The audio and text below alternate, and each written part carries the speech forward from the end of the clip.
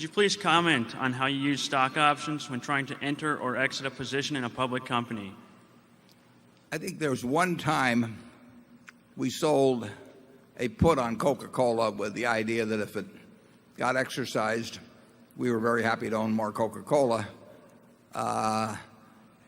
It didn't get exercised. We would have been better off if we just bought the stock. Usually, if you want to buy or sell a stock, you should buy or sell the stock. And using an option technique to buy a call on a stock instead of buying the stock outright with the idea that you get it a little cheaper that way means that about 4 times out of 5 you'll be right, and the 5th time the stock will have moved earlier, and you'll have missed the transaction you wanted to have. And so we virtually have never used options as a way to enter a position or exit a position. If we want to buy something, we'll just start buying it, and if we want to get out of it, we'll start selling it, and we won't get involved in any fancy techniques.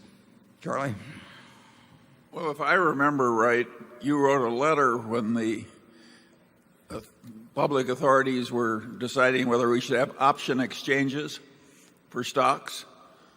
And Warren was all alone at that time, and he wrote a letter saying that he didn't think it would do any good at all for the country to throw out the margin rules in this fashion. I've always thought that Warren was totally right. The idea of turning financial markets into gambling parlors so the croupiers can make more money has never been very attractive to us. Yeah.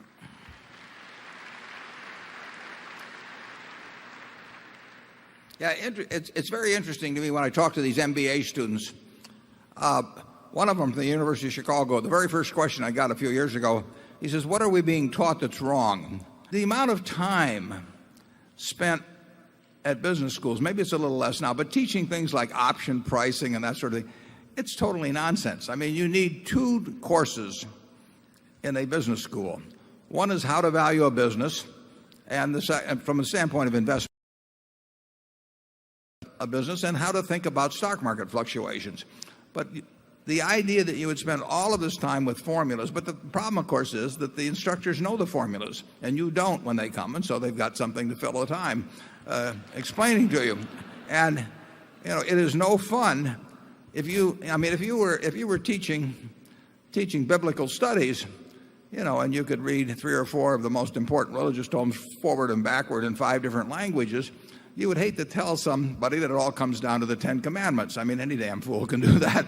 So there's a great desire of the priesthood in finance to want to teach the things that they know and you don't know, and that they spend a long time learning, and that maybe require a fair amount of mathematics. And it really has nothing to do with investment success. Investment success depends on buying into the right businesses at the right price. And you have to know how to value businesses, and you have to have an attitude that divorces you from being influenced by the market. You want the market there not to influence you. You want it there to serve you. And that requires a mindset, which goes back to an earlier question. And it's a mindset that's described quite well in Chapter 8 of The Intelligent Investor. Let's go to number